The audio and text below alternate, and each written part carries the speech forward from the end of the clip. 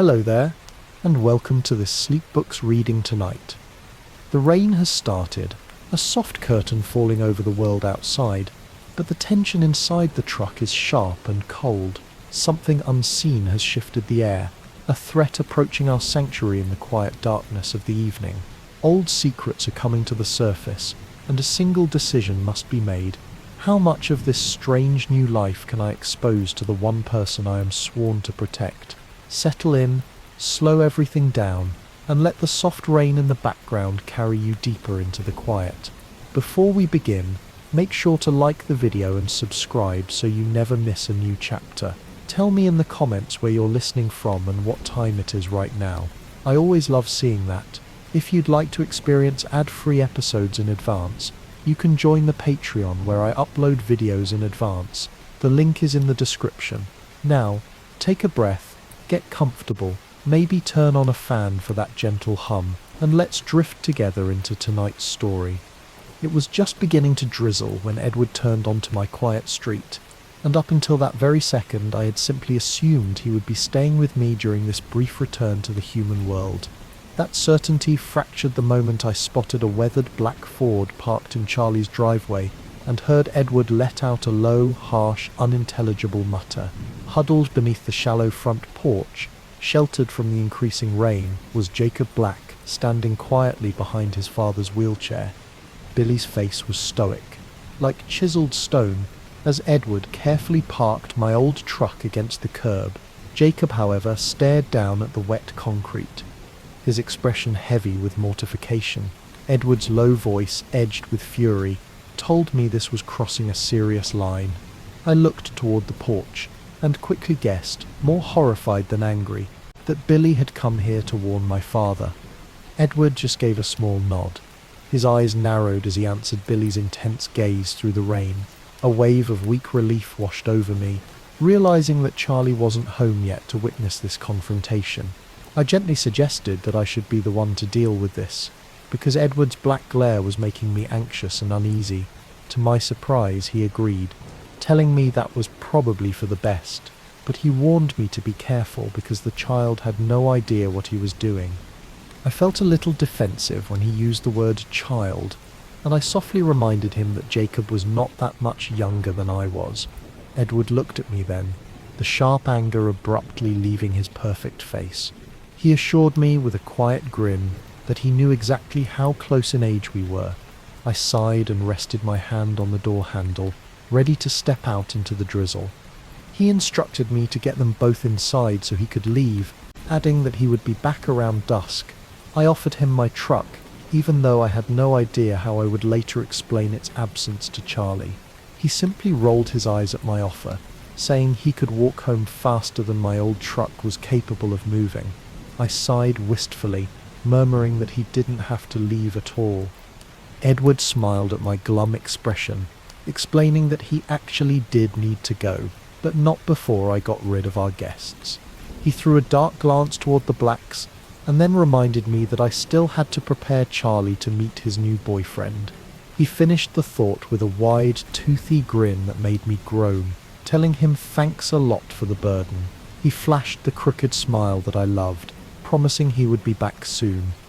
His eyes flickered back to the porch, and then he leaned in swiftly, kissing me just under the edge of my jaw.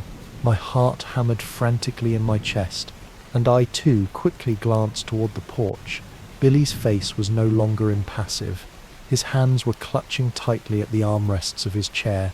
Opening the door and stepping out into the light rain, I stressed the word soon one last time. I could feel his eyes watching my back as I half ran across the lawn and onto the porch. I greeted them, Billy and Jacob, as cheerfully as I could manage, apologizing that Charlie was gone and hoping they hadn't been waiting for long. Billy, his voice subdued, said it hadn't been long, but his black eyes were now deeply piercing. He indicated a brown paper sack resting in his lap and said he just wanted to drop it off. I thanked him, though I had no idea what it contained, and suggested they both come inside for a minute to dry off from the increasing rain. I unlocked the door, trying to ignore his intense scrutiny, and waved them in ahead of me. As I turned to shut the door, I allowed myself one last glance at Edward, He was waiting perfectly still, his eyes solemn and watchful. Billy handed me the package, noting that I would want to put it in the fridge because it was some of Harry Clearwater's homemade fish fry, which was Charlie's favourite. I thanked him again, this time with genuine feeling, explaining that I was running out of new ways to prepare fish, and Charlie was sure to bring more home tonight. Billy's eyes held a subtle gleam as he asked if Charlie was fishing again, down at the usual spot, musing that maybe he would run by and see him. My face hardened and I quickly lied, saying no. Charlie was headed someplace new, but I had no idea where.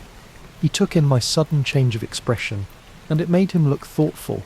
He then told Jacob to go get the new picture of Rebecca out of the car, saying he would leave that for Charlie too. Jacob's voice was morose as he asked where it was, staring at the floor, his eyebrows pulled together in clear reluctance. Billy told him he thought he saw it in the trunk, and he might have to dig for it, sending Jacob slouching back out into the rain. Billy and I stood facing each other in the quiet hall. After a few seconds, the silence began to feel awkward, so I turned and headed to the kitchen. I could hear the wet squeak of his wheelchair wheels against the linoleum as he followed me. I shoved the bag onto the crowded top shelf of the fridge, then spun around to confront him. His deeply lined face was completely unreadable. My voice was almost rude as I flatly told him that Charlie wouldn't be back for a long time. He simply nodded in agreement, but remained silent. I dropped a heavy hint, repeating my thanks for the fish fry. He continued nodding, so I sighed and folded my arms across my chest, signalling that I was done with small talk. He seemed to sense that I had given up. Billy spoke my name, and then he hesitated for a long moment before speaking it again, saying that Charlie was one of his best friends. I simply answered yes. In his low, rumbling voice, he spoke each word carefully, noting that he had observed me spending time with one of the Cullens. I answered curtly that yes, I had. His eyes narrowed slightly, saying maybe it wasn't his business, but he didn't think that was such a good idea. I instantly agreed, telling him he was right, that it was absolutely none of his business. He raised his greying eyebrows at my tone.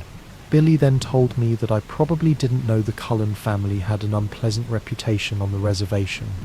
I informed him, my voice hard, that I actually did know about that reputation. This surprised him. I challenged him by suggesting that the reputation couldn't possibly be deserved, could it? Because the Cullens never set foot on the reservation. I could see that my less than subtle reminder of the agreement that protected his tribe pulled him up short. He asserted that it was true, his eyes becoming guarded, and said I seemed well informed about the Cullens, more than he had expected. I stared him down, saying I was perhaps even better informed than he was. He pursed his thick lips while considering my statement, finally allowing that maybe I was, but his eyes were shrewd and watchful. He found the weak point in my defence when he asked if Charlie was equally well informed. I hedged, saying Charlie liked the Cullens a lot. He clearly understood my evasion, and his expression became unhappy but not surprised. He said again that it wasn't his business, but noted that it might be Charlie's. I countered, wondering if he even understood my confused question, asking if it was my business whether or not I thought it was Charlie's business. I struggled to not say anything that would compromise my position, but he seemed to understand the meaning. He thought about it as the rain picked up, the sound against the roof breaking the silence. Finally he surrendered, saying yes. He guessed that was my business too. I sighed with relief and thanked Billy. He urged me to just think about what I was doing. I quickly agreed. He frowned, clarifying that what he really meant was that I shouldn't do what I was currently doing. I looked into his eyes, which were filled with nothing but genuine concern for me, and I realized there was nothing I could possibly say in return. Just then the front door banged loudly, and I jumped.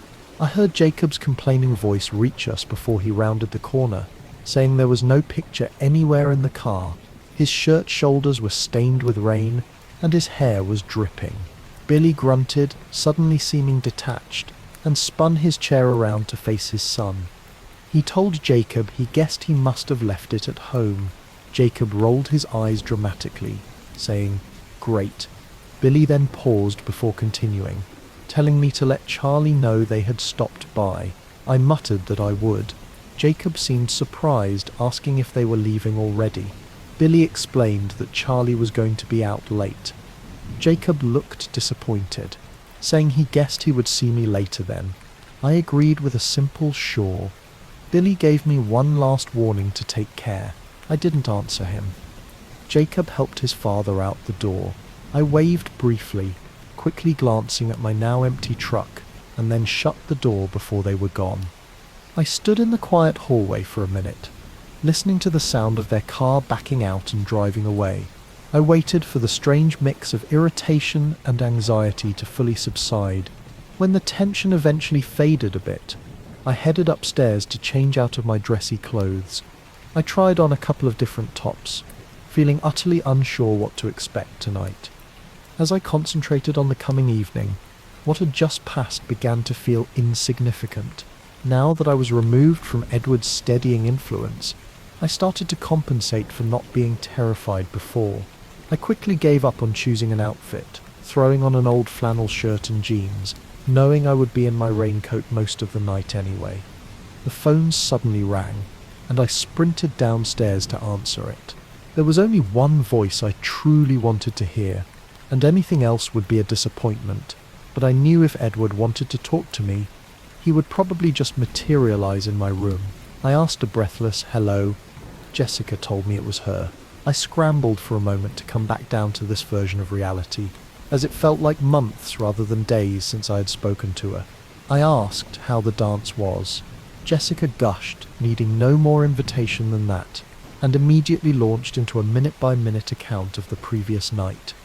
I murmured and acknowledged her story at the right places, but it was hard to truly concentrate. Jessica, Mike, the dance, the entire school, they all seemed strangely irrelevant right now. My eyes kept darting to the window, trying to judge the degree of remaining light behind the heavy clouds. Jess asked, sounding irritated.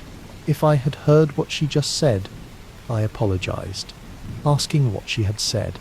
Jessica told me that Mike had kissed her, asking if I could believe it. I told her that was wonderful. She then challenged me, still sounding bothered by my lack of attention, asking what I had done yesterday. I told her nothing much, just hung around outside to enjoy the sun. Just then I heard Charlie's car pull into the garage. Jessica asked if I had heard anything more from Edward Cullen. The front door slammed, and I could hear Charlie banging around under the stairs, putting his tackle away. I hesitated, unsure what my current story was supposed to be. Charlie called out, "Hi there, kiddo," as he walked into the kitchen, and I waved to him. Jess heard his voice and said, "My dad was there, telling me never mind, and they would talk tomorrow. She said she would see me in Trig." I said, "See ya, Jess," and hung up the phone. I greeted my dad, who was scrubbing his hands in the sink, asking where the fish was. He said he put it out in the freezer. I told him I would grab a few pieces before they froze, adding that Billy had dropped off some of Harry Clearwater's fish fry this afternoon. I worked hard to sound enthusiastic. Charlie's eyes lit up, saying he did, and that it was his favourite. Charlie cleaned up while I quickly got dinner ready. It didn't take long before we were sitting at the table, eating in silence. Charlie was clearly enjoying his food, while I was desperately trying to figure out how to fulfill my mission and broach the subject. He snapped me out of my reverie by asking what I had done with myself today. I said that this afternoon I had just hung out around the house, which was only the very recent part of the afternoon, and I tried to keep my voice upbeat, but my stomach felt hollow. I added that this morning I had been over at the Cullens. Charlie immediately dropped his fork. He asked in total astonishment if I meant Dr. Cullen's place. I pretended not to notice his extreme reaction and said, "Yeah." He still hadn't picked his fork back up, asking what I was doing there. I explained that I sort of had a date with Edward Cullen tonight, and he wanted to introduce me to his parents. I then asked Dad. It genuinely looked like Charlie was about to have an aneurysm. He thundered, asking if I was going out with Edward Cullen. I said, "Uh-oh," and asked if he didn't like the Cullens. He ranted that he was too old for me. I gently corrected him, saying we were both juniors, though I knew he was more right than he dreamed. He paused, asking which one was Edwin. I corrected him, saying it was Edward, the youngest one with the reddish-brown hair, the beautiful one, the godlike one. Charlie struggled, saying that was better, he guessed, as he didn't like the look of that big one. He quickly added he was sure he was a nice boy and all, but he looked too mature for me. He then asked if this Edwin was my boyfriend. I corrected his name again. It's Edward, Dad, and then conceded that he was sort of my boyfriend, I guessed. Charlie, who now picked up his fork, indicated that the worst was over. He pointed out that I had said last night that I wasn't interested in any of the boys in town. I explained that Edward didn't live in town. He gave me a disparaging look as he chewed his food. I continued, saying it was still at an early stage, and asked him not to embarrass me with all the boyfriend talk. Charlie then asked when he was coming over. I told him he would be here in a few minutes. Next, he wanted to know where he was taking me.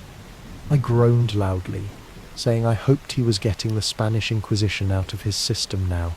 I told him we were going to play baseball with his family. His face puckered, and then he finally chuckled, asking if I was playing baseball. I told him I would probably just watch most of the time. He observed suspiciously that I must really like this guy. I sighed and rolled my eyes for his benefit. Just then I heard the roar of an engine pull up in front of the house. I jumped up and started cleaning my dishes. Charlie told me to leave the dishes, saying he could do them tonight, adding I baby him too much. The doorbell rang and Charlie stalked off to answer it. I was half a step behind him. I hadn't realized how hard it was pouring outside. Edward stood in the halo of the porch light, looking impossibly perfect, like a male model in a raincoat advertisement. I breathed a sigh of relief when Charlie got his name right. Inviting him to come in, Edward replied respectfully, calling him Chief Swan. Charlie told him to call him Charlie, and offered to take his jacket. Edward thanked him, calling him Sir, and then Charlie told him to have a seat. I grimaced. Edward fluidly sat down in the only chair, forcing me to sit next to Charlie on the sofa. I quickly shot Edward a dirty look, but he just winked behind Charlie's back. Charlie said he heard Edward was getting his girl to watch baseball, noting the irony that the rain had no bearing on outdoor sports in Washington. Edward confirmed the plan, saying, "Yes, sir, that's the plan." He didn't look surprised that I'd told my father the truth, making me suspect he might have been listening. Charlie laughed, telling him more power to him, and Edward joined in with the laughter. I stood up, saying okay, and that I'd had enough humour at my expense, suggesting we go. I walked back to the hall and pulled on my jacket. They followed. Charlie warned me not to be out too late. Edward promised him he would have me home early. I groaned, but they both ignored me. Edward promised Charlie that I would be safe with him. Charlie couldn't doubt Edward's sincerity. It rang in every word he spoke. I stalked out the front door. They both laughed, and Edward followed. I stopped dead on the porch. Parked behind my old truck was a monster Jeep. Its tyres were higher than my waist. It had metal guards over the lights, and 4 large spotlights were attached to the crash bar, all topped with a shiny red hardtop. Charlie let out a low whistle and choked out, "Wear your seat belts." Edward followed me around to my side and opened the door. I gauged the distance to the seat and prepared to jump for it. He sighed gently, and then simply lifted me into the seat with one hand. I sincerely hoped Charlie hadn't noticed that. As he walked around to the driver's sides at a normal human pace, I tried to put on my seatbelt, but there were too many buckles. When he opened his door, I asked what all this was. He told me it was an off-roading harness. I murmured, "Uh-oh." I struggled to find the right places for all the buckles to fit, but it wasn't going quickly. He sighed again and reached over to help me. I was glad that the rain was too heavy to see Charlie clearly on the porch, which meant he couldn't see how Edward's hands lingered at my neck and brushed along my collarbones. I gave up trying to help him and focused on simply not hyperventilating. Edward turned the key, and the engine roared to life. We pulled away from the house. I told him this was a big Jeep he had. He explained that it was Emmett's, and he didn't think I'd want to run the whole way. I asked where he kept this thing, and he said they remodeled one of the outbuildings into a garage. I asked if he wasn't going to put on his own seat belt. He threw me a look of disbelief. Then something he'd said sunk in. My voice edged up a few octaves as I asked if he meant we were still going to run part of the way. He grinned tightly, confirming that I wasn't going to run. I said I was going to be sick. He told me to keep my eyes closed, and I would be fine. I bit my lip, fighting the panic that was rising. He leaned over to kiss the top of my head, and then groaned. I looked at him, puzzled. He explained that I smelled so good in the rain. I asked him cautiously if that was in a good way or a bad way. He sighed, answering both, always both. I don't know how he navigated in the gloom and downpour, but he somehow found a side path that was less of a road and more of a mountain trail. For a long while, conversation was impossible because I was bouncing up and down on the seat like a jackhammer. He, however, seemed to enjoy the ride, smiling hugely the entire way. And then we came to the end of the rough path. The trees formed green walls on 3 sides of the Jeep. The rain had slowed to a mere drizzle, and the sky was brighter through the clouds. Edward apologized, saying we had to go on foot from here. I told him I would just wait here. He asked what happened to all my courage, reminding me I had been extraordinary this morning. I told him I hadn't forgotten the last time yet. He was around to my side of the Jeep in a blur, and he started unbuckling me. I protested, saying I would get the buckles, and told him to go on ahead. He mused as he finished unbuckling me, saying it seemed he was going to have to tamper with my memory. Before I could react, he pulled me from the Jeep and set my feet on the ground. It was barely misting now. Alice was going to be right. I asked him nervously, tamper with my memory. He watched me intently, carefully, but deep in his eyes I could see humour. He placed his hands against the Jeep on either side of my head and leaned forward, forcing me to press back against the door, leaning in even closer until his face was inches from mine. I had no room to escape him. He breathed, now, and just his scent was enough to disturb my thought processes, asking exactly what I was worrying about. I gulped, saying, well, hitting a tree and dying, and then getting sick. He fought back a smile, then bent his head down and softly touched his cold lips to the hollow at the base of my throat. He murmured against my skin, asking if I was still worried now. I struggled to concentrate and said yes, still about hitting trees and getting sick. His nose drew a line up the skin of my throat to the point of my chin. His cold breath tickled my skin. He whispered against my jaw, asking, and now? I gasped, saying trees and motion sickness.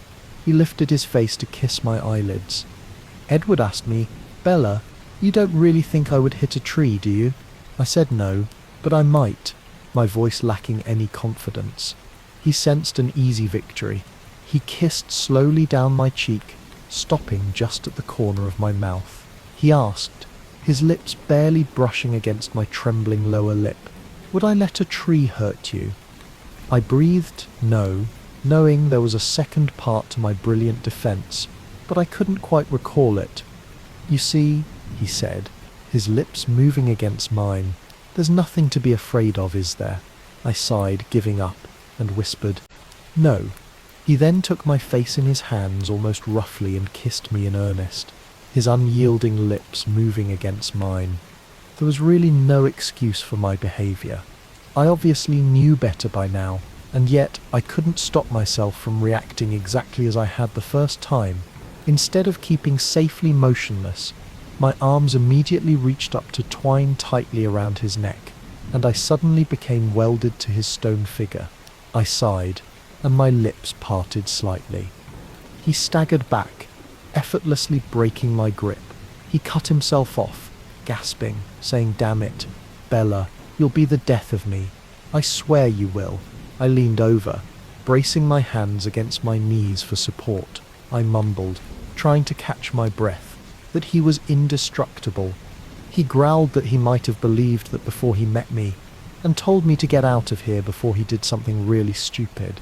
He threw me across his back as he had before, and I could tell the extra effort it took for him to be as gentle as he was. I locked my legs around his waist and secured my arms in a chokehold around his neck. He warned me severely not to forget to close my eyes. I quickly tucked my face into his shoulder blade, under my own arm, and squeezed my eyes shut. I could hardly tell we were moving. I felt him gliding along beneath me, but the movement was so smooth he could have been strolling down the sidewalk. I was tempted to peek just to see if he was really flying through the forest like before, but I resisted. It wasn't worth that awful dizziness. I contented myself with listening to his breath come and go evenly. I wasn't entirely sure we had stopped until he reached back and touched my hair.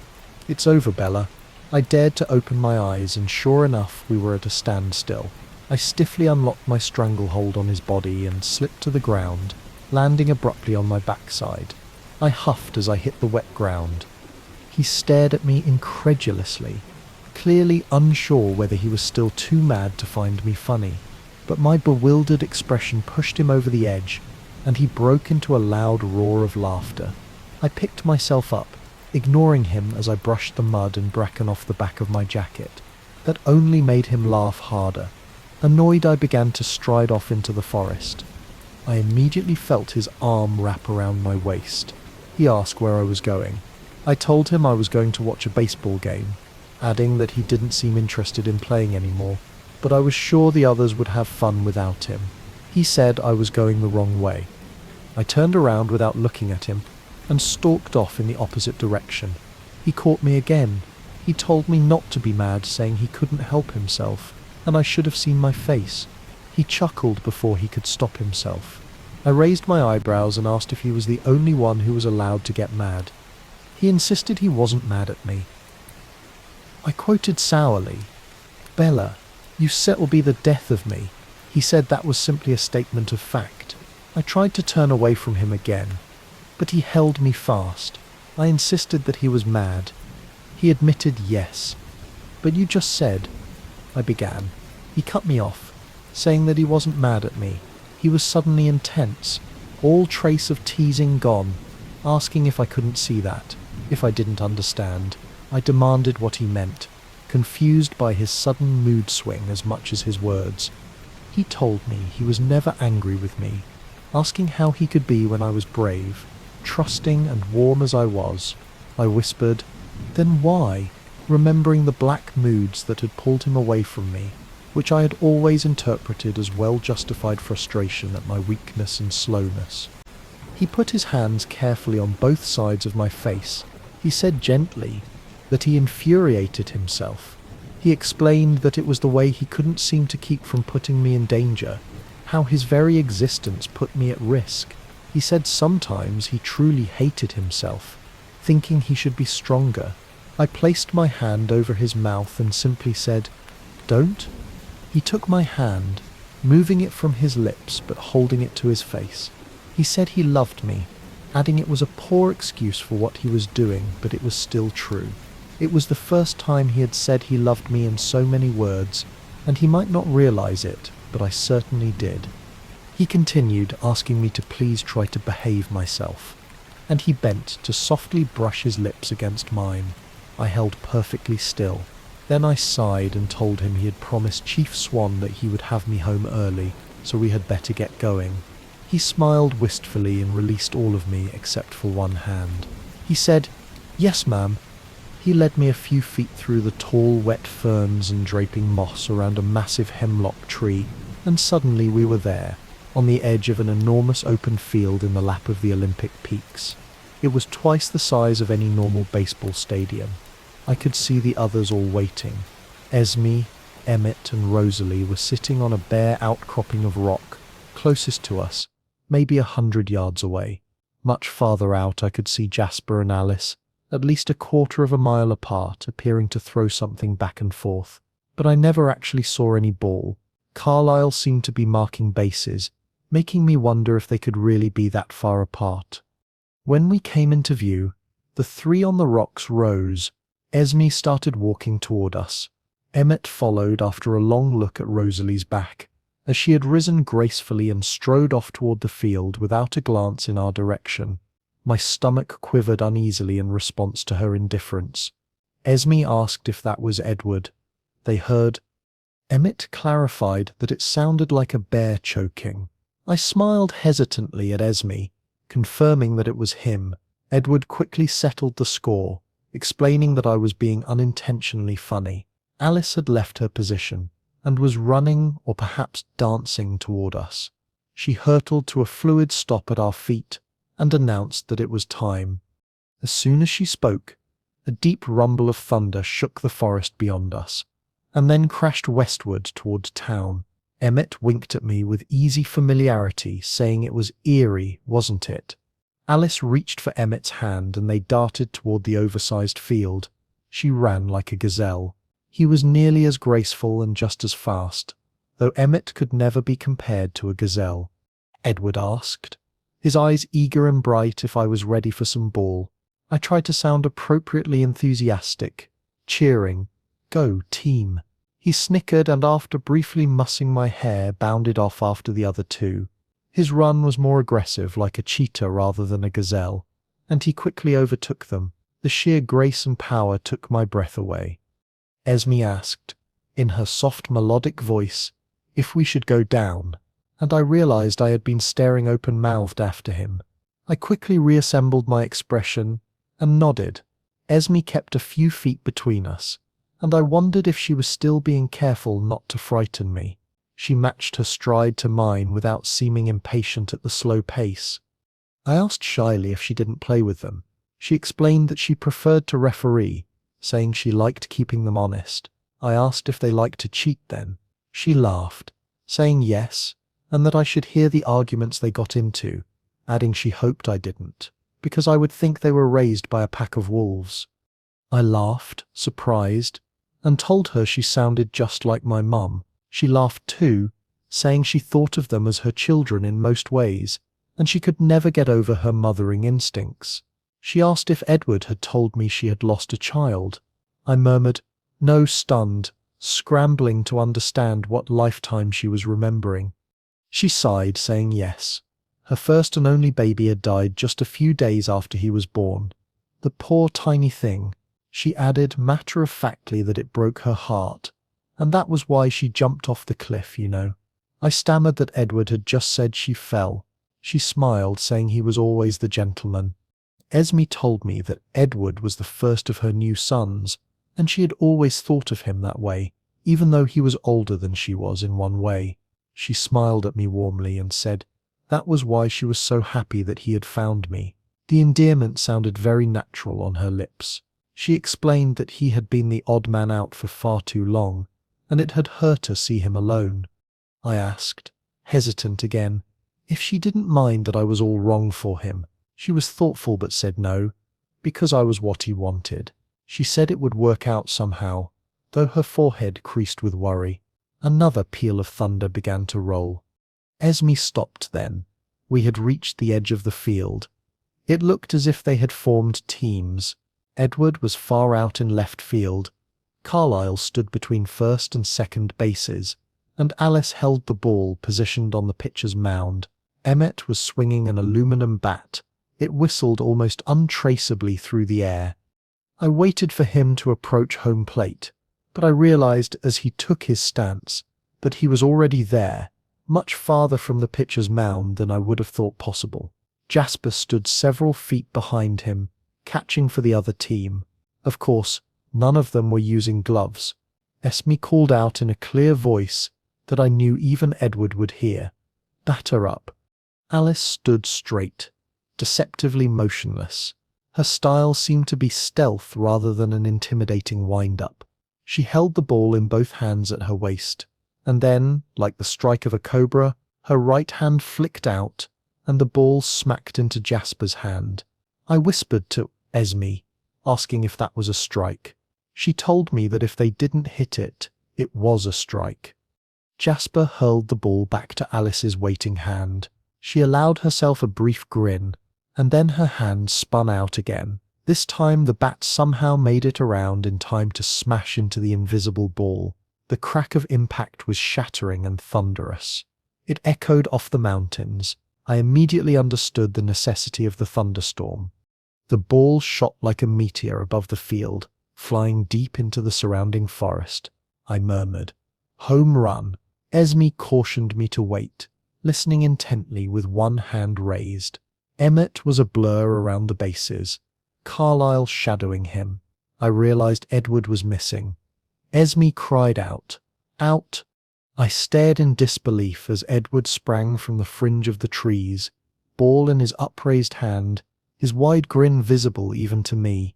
Esme explained that Emmett hit the hardest, but Edward ran the fastest. The inning continued before my incredulous eyes. It was impossible to keep up with the speed at which the ball flew and the rate at which their bodies raced around the field. I learned the other reason they waited for a thunderstorm to play when Jasper, trying to avoid Edward's infallible fielding, hit a ground ball toward Carlyle. Carlyle ran into the ball and then raced Jasper to first base. When they collided, the sound was like the crash of two massive falling boulders. I jumped up in concern, but they were somehow unscathed. Esme called out safe in a calm voice. Emmett's team was up by 1. Rosalie managed to flit around the bases after tagging up on one of Emmett's long flies. When Edward caught the third out, he sprinted to my side, sparkling with excitement. He asked what I thought. I told him one thing was for sure. I would never be able to sit through dull old Major League Baseball again. He laughed, saying it sounded like I did so much of that before. I teased that I was a little disappointed. He asked, puzzled, why. I told him it would be nice if I could find just one thing he didn't do better than everyone else on the planet. He flashed his special crooked smile, leaving me breathless.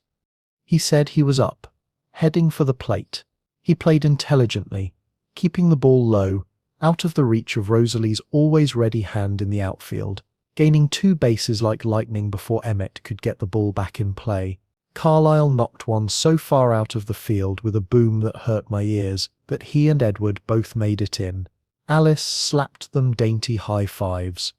The score constantly changed as the game continued, and they razzed each other like any street ball players as they took turns with the lead.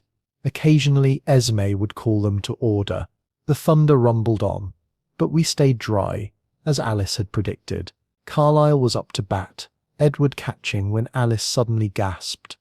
My eyes were on Edward, as usual, and I saw his head snap up to look at her. Their eyes met, and something flowed between them in an instant. He was at my side before the others could even ask Alice what was wrong. Esme's voice was tense as she called Alice's name. Alice whispered that she didn't see it. She couldn't tell. All the others were gathered by this time. Carlyle asked what it was with the calm voice of authority. Alice murmured that they were travelling much quicker than she thought, adding that she could see she had the perspective wrong before. Jasper leaned over her, his posture clearly protective, and asked what had changed. She said, contrite, that they heard us playing, and it changed their path, as if she felt responsible for whatever had frightened her. 7 pairs of quick eyes flashed to my face and quickly away.